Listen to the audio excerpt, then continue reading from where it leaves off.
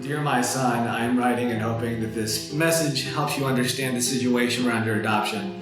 In 1983, I got a job here at Jeddah. We didn't have enough money for the proper housing as we were in financial difficulties.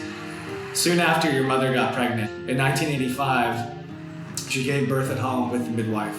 When I came back from work, I found 2 premature twin boys and a wife who was passed out. Both of the babies were hospitalized and your mother was not able to get up. Days went by and I was told from the hospital that one of the boys was recovered. In that situation, I had to make an important decision for all of us. I was told international adoption could provide good parents and homes and give wider opportunities for children. I hope that you understand having you adopted was the best choice I could make at the time.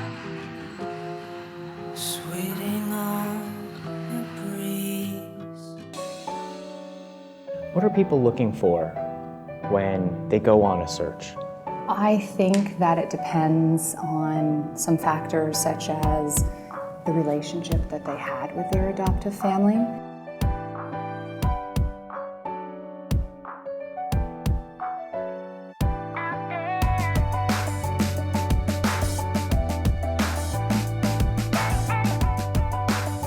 A 20-year-old may have questions about, is there somebody out there that resembles me, that shares my musical ability and talents? If you liked hip-hop, was very big, because I like hip-hop a lot. I'm very, very big hip-hop. Yeah, so yeah. I'm very happy that you like hip-hop. That's important that people not negate the inquiry, to open up records, to inquire, to maybe go on TV and ask.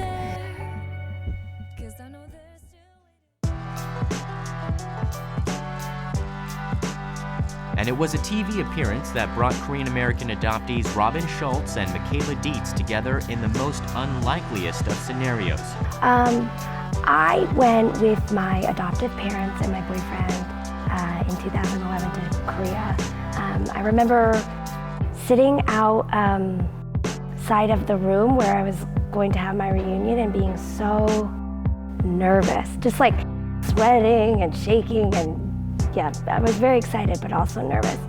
And because these were people who I was going to meet, whose names I had always known, they were always on my birth records. So when I walked through the door and I saw them, I did have a gut feeling. My initial reaction was, wow, they look nothing like me. 안녕하세요.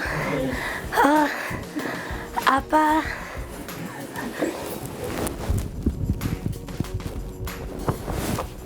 엄마.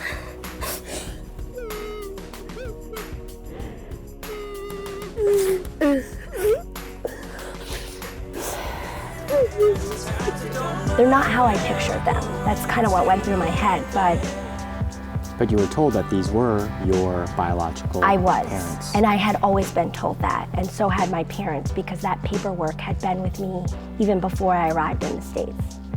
So then meeting this family, I said, okay, just quell that feeling and go on with it. And I ended up becoming quite close with the family. We spent about 12 days together in Korea. And then right after the reunion, I had a DNA test taken, and I learned the results when I was actually back in the US a few months later, and that's when I found out the people who were on my birth records were not related to me, and I was switched with another girl who was born on the same day, transported from the hospital to the orphanage, and somehow our paperwork got switched.